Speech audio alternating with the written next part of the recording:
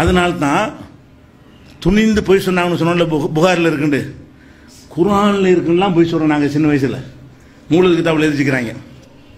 ஒடுக்கத்து புதன் ஒன்று கொண்டாடுவாங்க. ஒடுக்கத்து புதன் என்ன, சஃபர் மாதத்தில் கடைசி, ஒடுக்கம்னா கடைசி, சஃபர் மாதத்தில் கடைசி புதன்.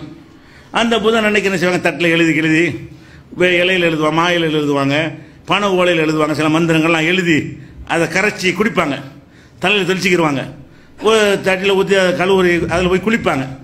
இது எல்லாம் முசீபத்து, அன்னைக்கு நிறைய முசீபத்து இறங்குது, அதெல்லாம் இறங்குகிற செய்வாங்கன்னு இருக்கு. இதுக்கு என்ன ஆதாரம் செஞ்சுருக்காங்கன்னா, ஒரு அரபு தமிழில் பைத் எழுதி வச்சுக்கிறாங்க. மக்கள் குர்ஆன் மக்களுக்கு தெரியாது, அரபியில் தான் இருக்கும். அதில் என்ன இருக்குது, மக்களுக்கு தமிழாக வரல, இல்லை மக்களுக்கு விளங்காது. அதை பயன்படுத்தி என்ன பண்ணுறாங்கன்னு கேட்டால், அதில் ஒரு பாடல் வரும், நிகழ்த்தும் ஒடுக்கத்தின் புதன் வாரத்தை நெடியோன் நகுஸ் என்றான் குர்ஆனிலே.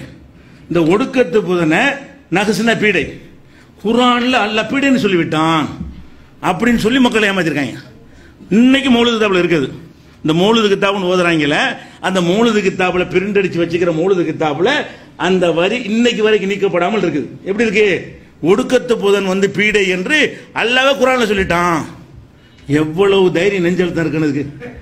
அல்லாஹ்வுடைய வேதத்தில் இல்லாத ஒன்றை அவ்வளவு தைரியமாக சொன்னாங்கன்னா நீங்க கேட்கல. எத்தனை நம்பர்னு கேட்டுக்கணும், எந்த சூறான்னு கேட்டீங்களா? அப்ப அழிச்சிருப்பானா இல்லையா? அல்லாஹ் சொல்றான எத்தனாவது சூறா, எந்த நம்பர்னு கேட்கணும்ல. அப்ப ஒடுக்கத்து புதன் பீடை நாள் அல்லாஹ் சொல்லிட்டான்னு சொல்லி நம்பி ஏமாற நம்மளே கரைச்சி குடிக்க வச்சுட்டாங்கல்ல. நாங்கெல்லாம் சின்ன வயசுல மாதிரி குடிச்சிருக்கோம். அதுக்கு பேர் கத்துமாங்க. எங்க ஊர்ல ஒவ்வொரு ஊர்ல ஒரு பேர் இருக்கும். அதை வாங்கி கரைச்சின்னு செய்யறது, அந்த ஒடுக்கத்து புதன் அன்னைக்கு குடிப்போம். அதுக்கு நல்ல வருமானம் இருக்கு அன்னைக்கு. அப்ப நம்ம என்ன, இந்த வருமானத்துக்காக என்ன பண்ணுனாங்க, இப்படி குர்ஆன்ல இருக்குன்னு புழுகுனாங்க பச்சையா. குர்ஆன்ல ரசூலுல்லாஹ் மேலே போய் சொன்னாலே நரகம் இருக்குது. குர்ஆன்ல சொன்னா ரசூலுல்லாஹ் சொல்லாத ஒன்றை ஒருத்தன் இட்டு கட்டினாலே ஃபல்லியத்த பவ்வா மக்காதஹு மினன்னார், நரகத்தில் ரிசர்வ் பண்ணிக்கங்கிறாங்க. அப்ப இவங்க அல்லாஹ்வுடைய பேர்லயே குர்ஆன்லயே இருக்குன்றான். அல்லாஹ் சொன்னான்னு சொன்னா கூட வேற ஏதாவது வியாக்கியானம் கொடுத்துக்கலாம். குர்ஆனில் இருக்குங்கிறான். ஒடுக்கத்துங்கிற வார்த்தைங்க, புதன்கிற வார்த்தை குர்ஆன்ல இல்லை. சொல்ல போனா குர்ஆன்ல வெள்ளிக்கிழமை பத்தி இருக்கு, சனிக்கிழமை பத்தி இருக்கே தவிர புதன்கிழமைங்கிற வார்த்தையே குர்ஆன்ல இல்லை. அது பீடேன்னு இருக்கா, அந்த டாபிக் விட்டுருங்க.